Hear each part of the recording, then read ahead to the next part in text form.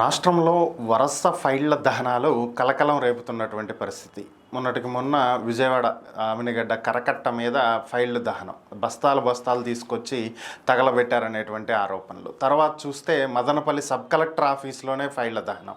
దాని తర్వాత చూస్తే గుంటూరులో ఒక రెవెన్యూ కార్యాలయం వద్ద ఫైళ్ళన్నీ చెత్త కుప్పలో పడేశారు, తర్వాత అవి కనిపించకుండా పోయినాయి అని చెప్పి మరొక వార్తలు. ఇక ఈరోజు చూస్తే ఏకంగా పోలవరానికి సంబంధించినటువంటి ఫైళ్లు దహనం చేశారనేటువంటి వార్తలు. ధవళేశ్వరం వద్ద ఉన్నటువంటి పోలవరం ప్రాజెక్ట్ అథారిటీకి సంబంధించినటువంటి కార్యాలయంలో కొన్ని ఫైళ్లు దహనానికి గురైనవి అని చెప్పి అధికారులు చెప్తున్నటువంటి పరిస్థితి. దీనికి సంబంధించి ఇప్పటికే నలుగురిని సస్పెండ్ చేసినట్లుగా తెలుస్తుంది.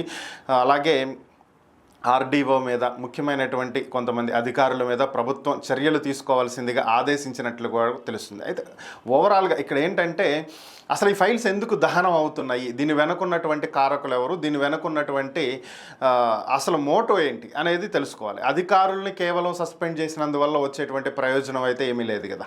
సో ఓవరాల్గా అంటే సస్పెండ్ చేయొద్దని కాదు, ఇక్కడ సస్పెండ్ చేయాలి. కాకపోతే దీనికి జరగటానికి గల కారణాలు ఏంటి, ఎందుకు చేస్తున్నారు, ఎందుకు పాల్పడుతున్నారు, ఈ వరుస ఘటనల వెనుకున్నటువంటి అసలు కారణాలు ఏంటనేది ముందు ప్రపంచం ముందు ఉంచాల్సినటువంటి బాధ్యత ప్రభుత్వం మీద ఉంది. దాంతోపాటుగా మిగిలినటువంటి శాఖల విభాగాల్లో కూడా ఫైళ్ళు ఇలా మాయం అవ్వకుండాను, దహనం అవ్వకుండాను, ఇంకో రకంగా కాకుండా చర్యలు చేపట్టాల్సినటువంటి బాధ్యత కూడా.